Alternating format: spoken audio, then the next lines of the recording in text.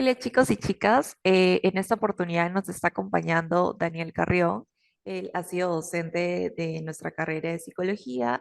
Él es bachiller y psicólogo por la Universidad Nacional Mayor de San Marcos.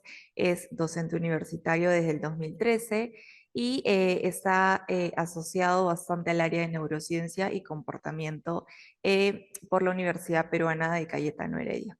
También participa en proyectos de investigación relacionados con el análisis del comportamiento animal y humano. Y en esta oportunidad nos está acompañando para dar una pequeña entrevista acerca de los cambios, cómo se adaptan estos cambios a nuestro cerebro, sobre todo ahora que hemos retornado a la presencialidad. Bienvenido, Daniel Carrión. ¿Qué tal? ¿Cómo estás?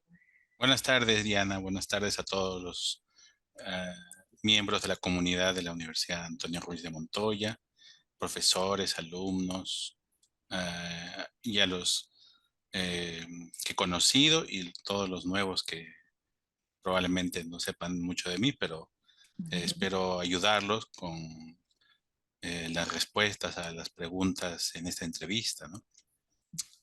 A ver, espero que pueda ayudarlos en algo.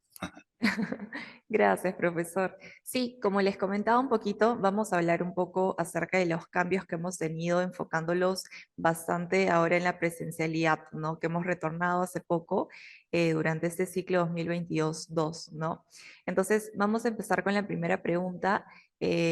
Daniel, ¿cómo crees que se adapta nuestro cerebro a los nuevos cambios? Bueno, el cerebro tiene varias partes, pero especialmente la parte consciente, la parte que nos permite saber dónde estamos, ¿no? La que maneja los procesos cognitivos. Lo que está más relacionado con los procesos cognitivos sería la corteza cerebral, ¿no? O también llamada neocórtex. Ujú, Esa capa de células en el sistema nervioso, que es la capa más externa, es la que ujú, se conoce que tiene mayor facilidad al cambio, ¿no? ujú, Entonces, en teoría, la parte más consciente de nosotros es la que más fácil podría eh, aprender nuevas conductas, aprender nuevos hábitos. Esa es la parte más plástica.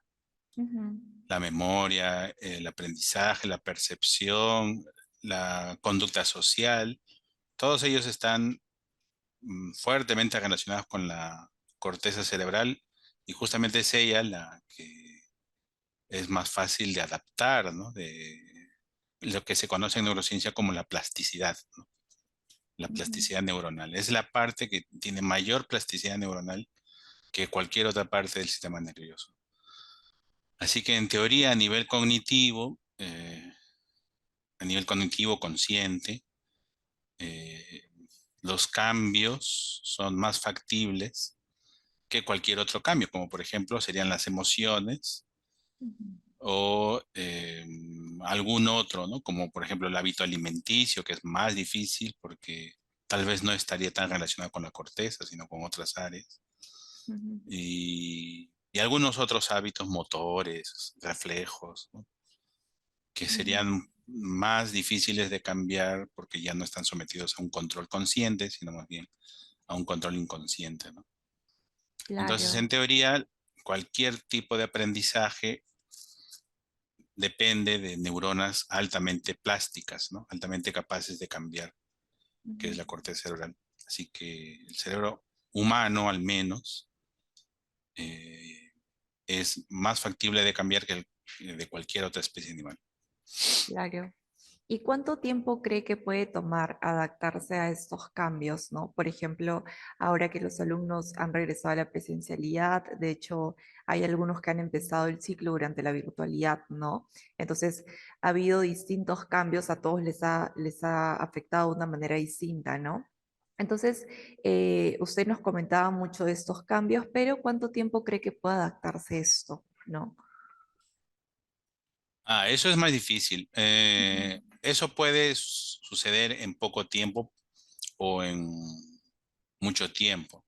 ujú, ¿Por qué? Porque así como la neurociencia intenta estudiar lo que es común en todos, también se intenta estudiar por qué somos tan diferentes, ¿no? ¿Qué es lo que nos hace diferentes? Y una de las áreas que se nota más, que es más notorio la diferencia de los seres humanos, es en el cómo manejamos los procesos cognitivos, ¿no? El aprendizaje, la memoria. Entonces, esos procesos, la conducta social,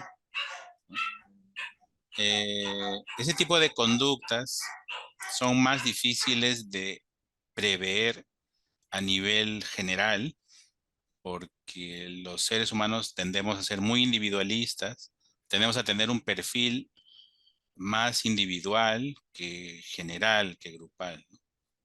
Pero más o menos se puede decir que la conducta social es mucho más importante que cualquier otro proceso cognitivo, ¿no? Básicamente porque Claro. el ser humano tiene mayor plasticidad, ¿no? Ya de por sí la corteza cerebral tiene mucha plasticidad, pero ya Ujú, especialmente las áreas reguladas por la conducta social son las más plásticas. ujú, Y, por ejemplo, ¿no? No es lo mismo estar frente a una pantalla que estar frente a una persona.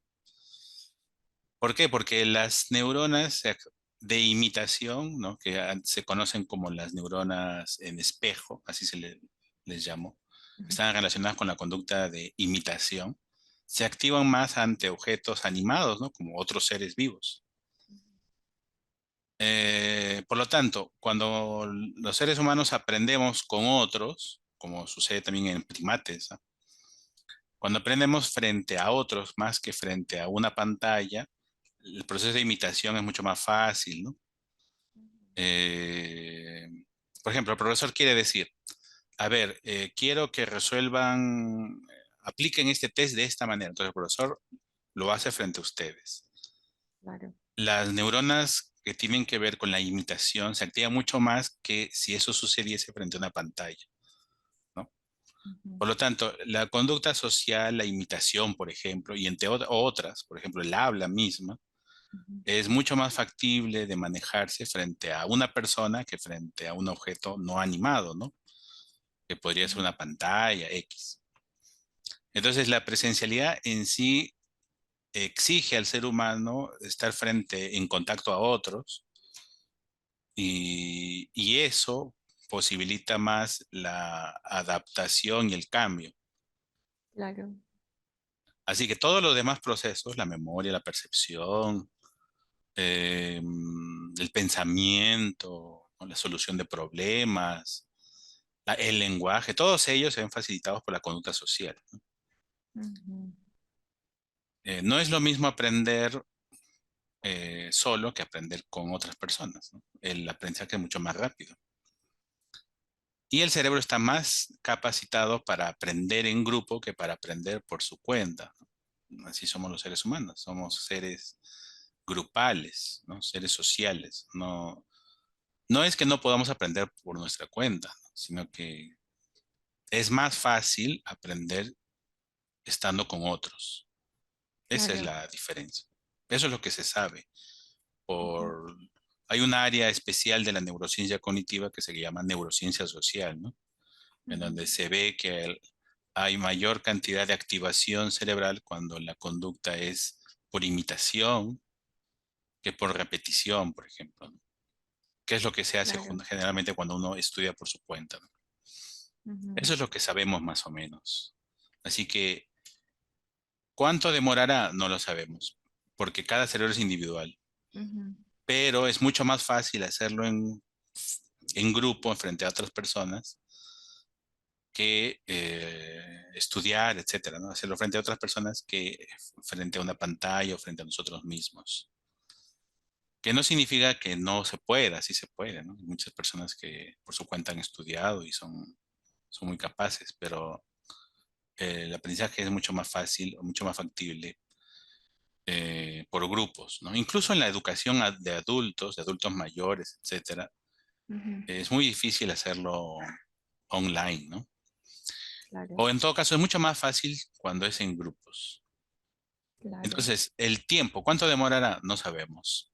Ujú, Es muy difícil. Lo que sí podemos decir es que las neuronas que tienen que ver con la imitación, el lenguaje, la conducta social en general, las normas sociales. Esas neuronas son mucho más plásticas que las neuronas de la memoria, la percepción, ¿no?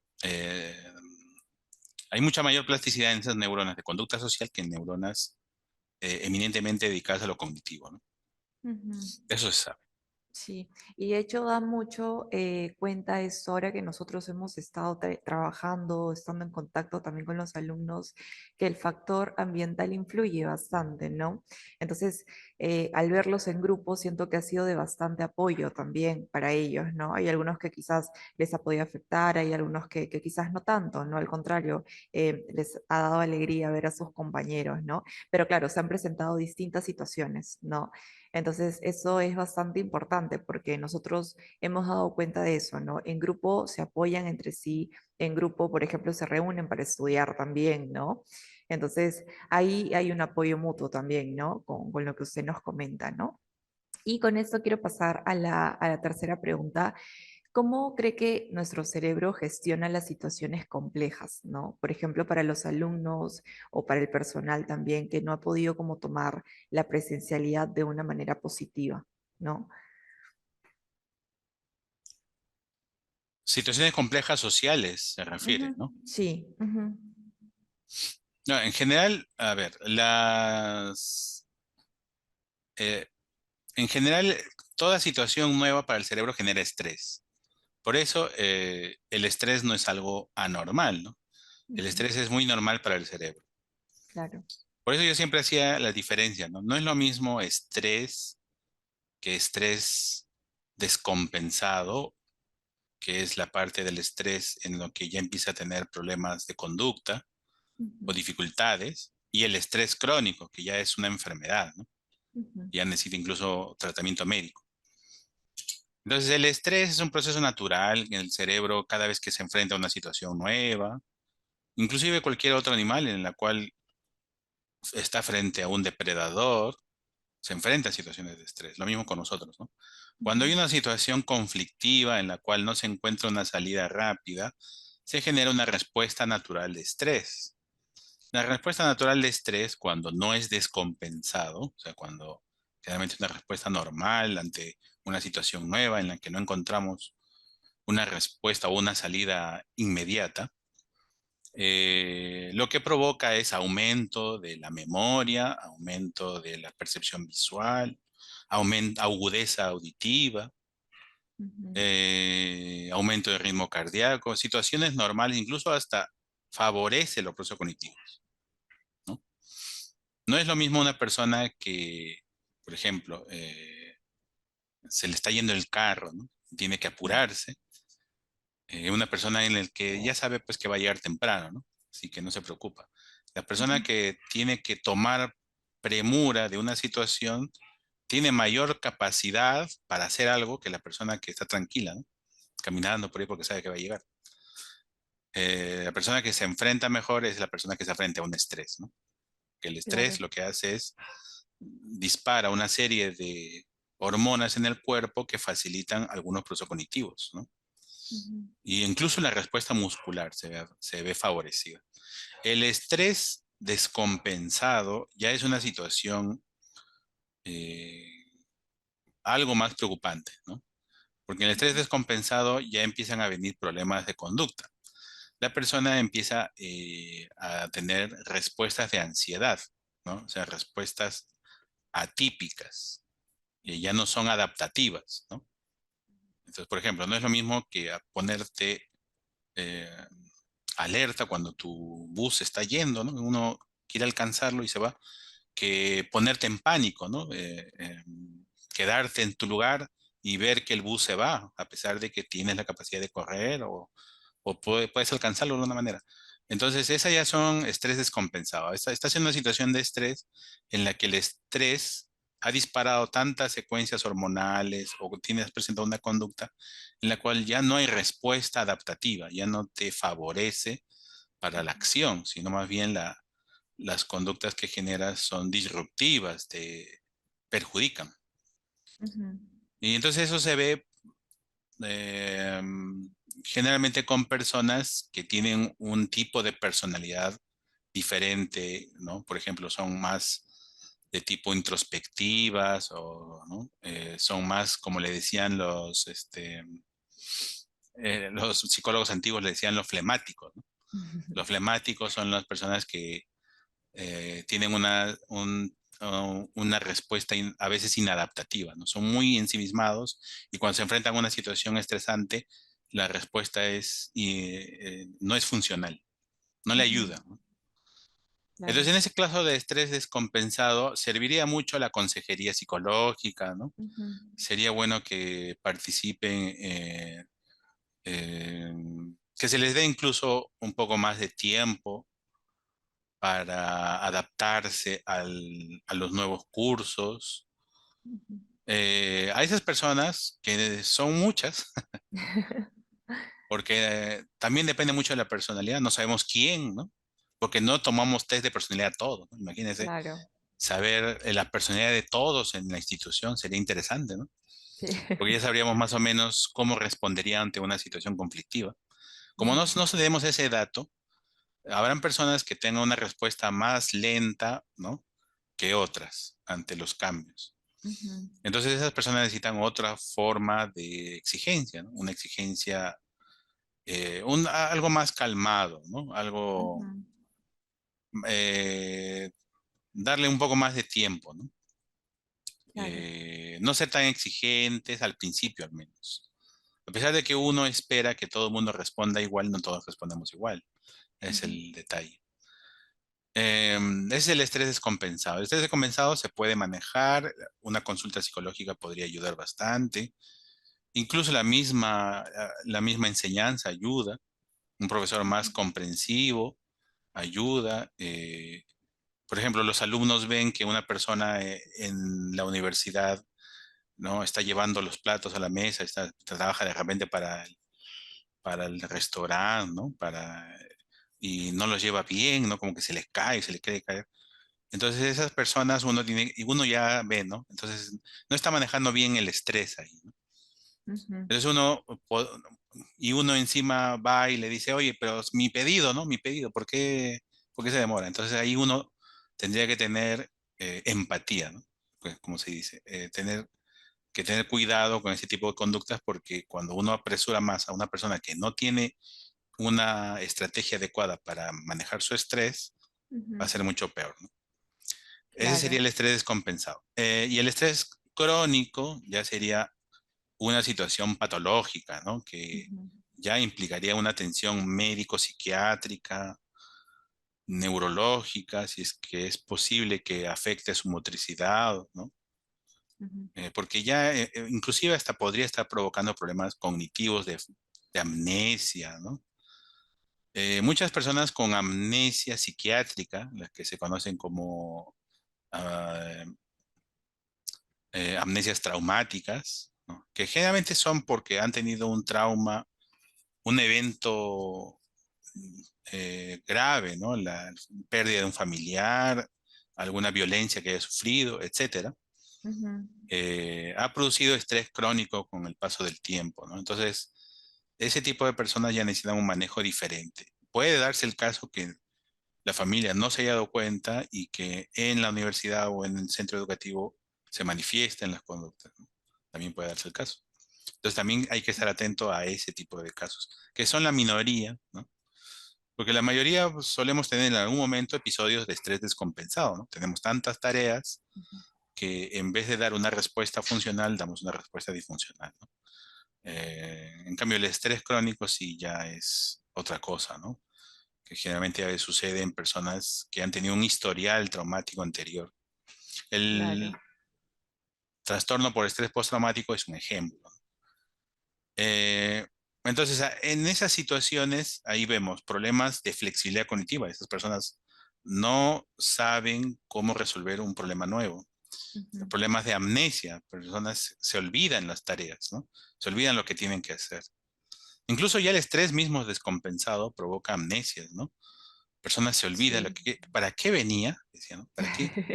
¿Para qué venía? Entonces eso es un posible síntoma de estrés descompensado. Ujú, En cambio, cuando es un estrés normal, la memoria más bien es al revés, se incrementa. Eh, Problemas de visión inclusive, ujú, falta de agudeza visual, se le pierden las cosas, no ve lo que está frente a ellas, no puede leer bien, ¿no? Confunde lo que... No es que están perdiendo la visión, sino que el mismo estrés dispara una serie de hormonas que provocan alteración en las células de la visión, ¿no? Células oculares de la retina. Tiene ujú. problemas de visión, tiene temblores de las manos, problemas motores de motricidad fina. Entonces, esas son las consecuencias y entonces ese tipo de estrés nosotros tendríamos que aprender a identificar en una institución, en los estudiantes, en el personal, en los docentes, ¿no? Etcétera. Y Claro, pedirles que si tienen algún tipo de dificultad, pues en consejería psicológica o derivar en psicología a medicina, ¿no? Yo alguna vez tuve un problema de salud, ¿no? Pero ya era otra cosa, no era estrés. Y ujú, ahí me atendieron en el tópico de la universidad, me parece. ajá, Está por la biblioteca, ¿no? sí, Creo que estaba por ahí. Sí, sí. Y hay buena atención al respecto. La única, lo único que hay que hacer es atender bien esos casos, ujú, estar atentos o enseñarle a las personas, a los estudiantes, ¿no? Eh, ¿Cuáles son los profesionales que tenemos? ¿No? ujú, ¿Dónde están? ¿Dónde identificarlos? ¿A qué hora ir? ¿No? Porque tampoco atienden todo el día. Justo tuve claro. la suerte de encontrar. Y la doctora me dijo, uy, un ratito más ya no estaba. Ah, felizmente le digo. Entonces No, hay pero ahora ha que saber, cambiado, ahora ha cambiado. De hecho, ya hay horarios, o sea, están casi toda la mañana y están también hasta las 10 de la noche. O sea, ah, ya hay ve, ambos turnos, claro. ah, está mejor. Sí. Entonces, ese tipo de información hay que compartirlo a todos, tal vez no todos lo conozcan, y eso Ujú, ayuda a que las personas tengan la información necesaria para saber dónde ir en caso puedan tener algún tipo de ese perfil que hemos comentado, ¿no? claro. Estrés descompensado o estrés crónico, que es básicamente las dos condiciones en las cuales se nos dificulta tomar decisiones, ¿no? Ujú. Sí, y de hecho esto que comentaba también me hacía un poco pensar en algunas personas que tienen como consecuencias físicas, ¿no? También de la mano con lo que usted comenta, ¿no? Entonces el estrés también, por ejemplo, si lo tomamos por esa línea, puede ir provocando quizás distintos cambios en nuestro aspecto físico, si tocamos esto, ¿no? Por ejemplo, la caída del cabello, por ahí alguna alergia, ¿no? Algún síntoma físico que también acompaña este lado emocional, ¿no? Entonces, de hecho que nuestro cuerpo también da como ciertas señales, ¿no? Entonces eso también es bueno tomarlo en cuenta, ¿no? Para situaciones complejas, situaciones de estrés también, ¿no? Y claro que tomar las medidas que usted nos comentaba, ¿no? Y justo con esto quiero dar pase a la última pregunta. ¿Qué recomendaciones usted nos daría para poder adaptarnos de una manera saludable, ¿no? Por ejemplo, ahora a la presencialidad. Bueno, en primer lugar, tener en cuenta que no todos vamos a responder a los cambios de la misma manera, Ujú, así como en neurociencia se sabe que hay cosas que se repiten en los cerebros de todas las personas. Todos tenemos neurotransmisores, todos tenemos plasticidad neuronal, incluso tenemos plasticidad neuronal sin importar la edad. Eh, Hay cosas que sabemos que suceden para todos, también hay cosas que sabemos que cada cerebro lo procesa de diferente manera, porque las conexiones neuronales que se establecen en uno ha dependido del ambiente en el que estamos y el ambiente en el que estamos no es el mismo para una persona que para otra. ujú. Así que ambientes diferentes en niños generan conexiones diferentes en el cerebro, ¿no? Entonces, al saber que no todos somos iguales, en el sentido de que nuestras conexiones neuronales no van a ser iguales, vamos a tener que tener cuidado con, por ejemplo, las primeras labores, ¿no? Las asignaciones, eh, los trabajos, eh, los periodos de tiempo en el que damos el trabajo, tal vez no darles todo un trabajo grande a una fecha determinada, sino más bien pedir pequeños avances Ujú, y esos pequeños avances ya permita que se hagan en clase, ¿no? Más que esperar a que lo hagan en casa. ujú, Eh, y también tal vez ayudaría que la universidad, con las medidas del caso, obviamente, promueva ciertas actividades sociales en los alumnos, ¿no? Como por ejemplo algún reencuentro, algún tipo de evento ujú, de danzas o de música, tal vez si es que es posible, ¿no? O algo en el que los estudiantes puedan participar en grupo, y que cada uno pueda colaborar en función a lo que él crea conveniente, ¿no? Tal vez un trabajo, tal vez el profesor les deje un trabajo y les pida que sea expuesto, ¿no? Para una comunidad, que sea al aire libre, más ujú. que estar siempre metidos en el aula, que muchas veces no favorece, ya que como muchos hemos estado siempre en una habitación, lo que queremos es otra cosa, ¿no? Claro. Entonces, sí, una manera es tratar de al menos empezar o mezclar eventos dentro del aula, ¿no? Situaciones de aprendizaje dentro del aula con situaciones de aprendizaje fuera del aula, ¿no? Ujú, Si es sí. posible. Ya sé que tal vez habrán cursos que no es posible, ¿no? Como por ejemplo estadística, ¿no? Tal vez no sea posible, pero en la medida de lo posible, en algún curso que sí trate de implementarlo, para que los alumnos vean que no están siempre encerrados dentro del aula, sino que también va a haber otras situaciones y se puedan adaptar mejor, Ujú, tener ciertas consideraciones a la hora de asignar los trabajos, em, y eh, estar atentos a esos estudiantes que puedan tener algún episodio de estrés descompensado, que puede suceder, ¿no? Algún, claro. Quizás con incluso, esto que comentaba, ¿no? Eso del acompañamiento, ¿no? De estar ahí atentos. De hecho, tenemos un área también donde atendemos a los alumnos, ¿no? Entonces, creo que eso también sería bastante bueno, ¿no? Para poder complementar. claro, esa área, lo que yo sugeriría sería que en vez de que los alumnos vayan a ella, aunque esa área esté ahí en las aulas, por ejemplo, Ujú, de vez en cuando yendo, miren, alumnos, tenemos atención a tal hora, podemos conversar de esto, o sea, que vaya presentándose en las aulas. claro. Y más que esperar a que los alumnos vengan, ¿no? ¿Qué es lo que se hace en los hospitales? ¿Ah? Ujú, La otra vez hubo el Día de la Salud Mental y los hospitales, en vez de quedarse en los consultorios, salieron. Yo los he visto, por ejemplo, en el Óvalo Santa Anita, ahí en un grupo de psiquiatras hablando mm, sobre salud mental sí. en la calle, ¿no? Ujú, Hablando sobre depresión, etcétera. Un público, así como si fuese un meeting político. Así estaban, habían hecho como un estrado ahí. Y ahí se habían puesto sobre, y algunos psiquiatras están hablando sobre depresión, ansiedad, etcétera, ¿no? Lo cual me claro. parece que justamente esa es la idea, ¿no? Que es lo que Ujú, hay que hacer.